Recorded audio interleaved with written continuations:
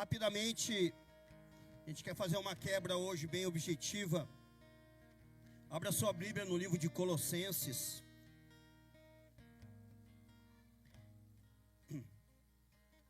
O livro de Colossenses.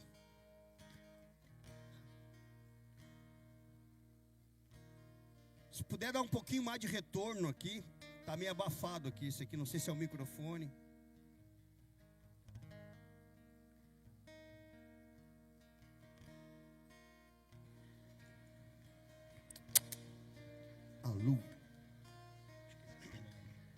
Alô. Melhorou bastante. Colossenses capítulo 1, versículo 9, diz assim. Colossenses 1, 9. Pode continuar, Davi. Vai ficar aí o culto todo aí que nós já vamos. Diz assim, vamos ler juntos. Por esse motivo também, nós, desde o momento em que soubemos desse fato, igualmente não deixamos de orar por vós e de suplicar que sejais cheios do pleno conhecimento da vontade de Deus, com toda a sabedoria e entendimento espiritual. Amém? Senhor, que essa palavra crie raiz no nosso coração e que nesta noite nós possamos ser livres. Cada um aqui, Senhor, seja livre no nome de Jesus, Senhor. Todas as cadeias, todas as amarras sejam agora soltas, Pai. Principalmente na mente, nos ouvidos e no coração, Pai. Toda distração, toda preocupação saia deste lugar em nome de Jesus. Que toda influência do mal já vá saindo deste ambiente, Senhor, em nome do Senhor Jesus Cristo, e que os teus anjos agora tenham liberdade neste lugar e se movam aqui em nome de Jesus. Amém. Eu queria só pontuar alguma coisa antes da gente voltar a fazer a quebra aqui. Nós já fizemos uma oração de aceitação, já aceitamos Jesus na nossa vida, amém? Amém, creio que todos aqui já tinham feito até antes, né? Todos que estão aqui, a princípio, já entregaram sua vida para Jesus. Pastor, precisa entregar a vida para Jesus todo dia, todo culto? Não, mas também não faz mal nenhum, né? Basta você entregar uma vez só, mas se no culto tiver uma oração de entrega, e você quiser entregar de novo, você pode entregar. Você pode entregar a vida para Jesus todo dia, né? Obrigado, querido. Eu sou casado com a Jaque faz 28 anos, e todo dia eu digo para ela que eu amo ela, né? Podia ter dito uma vez só na vida, né? Mas todo dia eu faço questão de dizer para ela que eu amo ela. Então por que eu não vou dizer para Jesus? Por que eu não vou entregar minha vida para Jesus toda hora, todo momento? E aqui em Colossenses, nesse versículo, esse dia eu estava orando, Deus me deu esse versículo, me chamou a atenção por uma coisa muito interessante, que aqui fala como ser cheio do pleno conhecimento da glória de Jesus. Inclusive até preguei na célula esses dias lá em casa, eu falei um pouquinho sobre isso. E aqui no mesmo versículo nos dá dois caminhos para sermos cheios do conhecimento e da presença de Deus. Quantos aqui querem ser cheios da presença de Deus na sua vida? Diga amém. Pois bem, muitos querem. Aliás, eu não conheço ninguém que quando eu faço essa pergunta, a pessoa diga assim, não, eu não quero. Todo mundo vai dizer, eu quero. Você perguntar para o seu vizinho, não precisa ser crente, não precisa ser cristão. Até o ateu vai dizer, não, eu quero ser cheio de Deus. Por quê? Porque é bom, né? Traz uma paz sobre eles. Quem não quer paz? Quem não quer tranquilidade? Quem não quer prosperar na sua vida? Só que aqui diz que para que eu seja cheio do conhecimento de Deus, eu tenho que me aproximar de Deus com sabedoria. A primeira coisa que fala aqui é sabedoria. Ali diz, sejam cheios do pleno conhecimento da vontade de Deus com toda sabedoria. E depois, que é o que eu quero falar aqui, pontuar aqui hoje, aqui diz sabedoria e entendimento espiritual. Entendimento espiritual. Algumas traduções vão dizer revelação espiritual. Quantos aqui já tiveram uma revelação de Deus na sua vida? Como a gente fala na igreja evangélica, quantos aqui já foram revelados? As igrejas evangélicas, às vezes, elas mudam um pouco, né? Cada uma tem um estilo. Tem igreja evangélica que, se você for lá, você vai ter revelação do começo do culto ao final. É só revelação, quase não tem louvor, é revelação, revelação, revelação, e vai. Muito bem. Bom, se for revelação de Deus, tá bom. O problema é quando é profetada, né? Quando não é profecia, é profetada. Aí a pessoa fala na carne, não fala na unção. Mas quando nós temos revelação de Deus, os nossos olhos se abrem. A gente começa a enxergar coisa que a gente não enxergava. E aqui diz que quando eu me aproximo de Deus, eu sou cheio do pleno conhecimento de Deus, eu sou cheio de sabedoria e eu sou cheio de revelação das coisas espirituais. Então, o primeiro sinal de uma pessoa que está cheia de Deus é que é uma pessoa sábia. Ela começa a ter sabedoria. Ela não fica falando qualquer coisa, ela não fica falando muita asneira.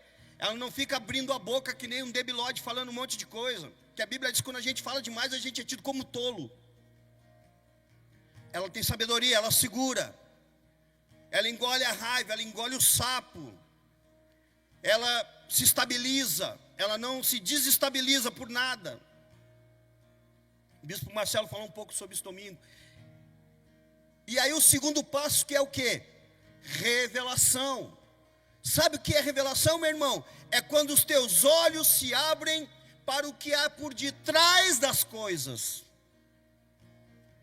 É quando os teus olhos se abrem para o que há de trás daquilo que somente eu estou vendo com os meus olhos naturais. E aí eu abro os meus olhos espirituais. Sabe qual é a primeira revelação que você tem na vida? Todos vocês aqui já tiveram. Pastor, eu nunca tive uma revelação. Já teve. Se você está aqui hoje, você já teve uma revelação. Primeira revelação que a gente tem na vida é que Jesus é o Filho de Deus. Que Ele veio em carne essa terra. E que Ele morreu na cruz do Calvário pela minha vida. E Ele levou sobre si todas as minhas dores, todas as minhas lutas, todas as minhas enfermidades. Em nome da cura, em nome de uma vida plena. Em nome de Jesus. Ele levou. Essa é a primeira revelação. Quando você entende isso, meu irmão, sua vida começa a mudar. Eu tenho feito um tratamento, né, vocês sabem, contra o câncer. Ainda não estou 100% curado clinicamente, porém eu já vivo como se eu tivesse curado. Porque eu creio na palavra de Deus. Se a palavra de Deus diz que Ele levou todas as nossas enfermidades, Ele levou o meu câncer. Agora, o tempo que isso vai acontecer não depende de mim, é Deus que sabe. Quanto a mim, eu estou vivendo. Cada dia como se fosse o último. Aliás, você tem que viver assim, doente ou com saúde. Viva todos os dias como se fosse o último. Viva com qualidade, ame todo mundo. Sirva a Deus como se fosse a última coisa que você vai fazer na vida. Bom, então para não me alongar, quero encerrar aqui. Eu quero dizer que esse culto é um culto que traz para a igreja revelação do que há por detrás das coisas. É um culto onde nós falamos a verdade. É um culto onde nós não temos papas na língua. É onde a gente separa o que é mal do que é bom. As trevas das luzes. Foi isso que Jesus veio fazer na terra. Jesus veio separar treva de luz. Você sabia que até Jesus, até o judeu muitas vezes nem acreditava em diabo, né? O judeu achava que o mal era uma banda podre do céu que vinha fazer o trabalho. Jesus disse, não. O mal tem nome. E o nome dele é diabo. Lá em Lucas. O nome do mal, o mal tem um nome. O nome dele é Satanás. Você só vê isso depois de Jesus. Então Jesus traz essa revelação. De que eu não posso me envolver com o mal. E quando eu me envolvo com o mal, eu me envolvo com Satanás. Fique de pé, por favor. Nós vamos dar sequência aqui. Quantos querem ter uma revelação do que há por detrás das coisas? Diga amém. Isso é uma coisa que eu persigo durante toda a minha vida. Eu digo para Deus: Senhor, me mostra o que há por detrás daquilo ali. Eu estava pensando esses dias, quando eu comecei a namorar a Jaque. Quando eu comecei a namorar a Jaque, eu tinha 23 anos, a Jaque tinha 17. Era um namoro despretensioso. Eu namorei ela mais porque ela era uma morena bonita do que qualquer outra coisa. Eu não sabia onde é que isso ia dar. Poderia ter dado ruim, mas deu bênção. Graças a Deus, por detrás daquele namoro, Deus tinha algo bom para a minha vida. Deus tinha um casamento, Deus tinha uma família. Poderia não ser isso, mas pela graça de Deus, eu acertei. Quantos erram? Quantos se envolvem com a dona encrenca, com o seu bagunça, e a vida fica assim? Porque não conseguiu discernir o que estava por detrás daquele relacionamento, daquele serviço, daquele trabalho, daquela proposta. Muitas propostas que vêm para a sua vida não são de Deus, são do inimigo. Então hoje nós vamos orar contra isso. Nós vamos orar para que essas revelações, elas venham para a nossa vida, que as escamas caiam dos nossos olhos e você consiga discernir as propostas do diabo na sua vida. Para que você não erre. Põe a mão no ombro da pessoa que está ao seu lado e diga assim: em nome de Jesus eu profetizo que você não vai errar. Eu profetizo que as propostas do inferno não vão chegar no teu coração. Diga: Deus vai te dar revelação de todo o mal. Amém? Então te prepara, que daqui em diante Deus vai começar a te mostrar. Você vai se surpreender. Vai ter coisas que você vai dizer: meu Deus, era isso, eu achei que isso aí era de Deus. Não, foge. Foge, meu irmão. Põe a mão no seu coração. Nós vamos colocar uma armadura agora. A armadura de Efésios capítulo 6, versículo 10. Uma armadura espiritual. É uma armadura que está por detrás daquilo que a gente vê, mas é uma armadura real, poderosa, que nos protege. Põe a mão na sua cabeça e diga: nesta noite eu coloco o capacete da salvação. Põe a mão no coração e diga: eu coloco a couraça do Espírito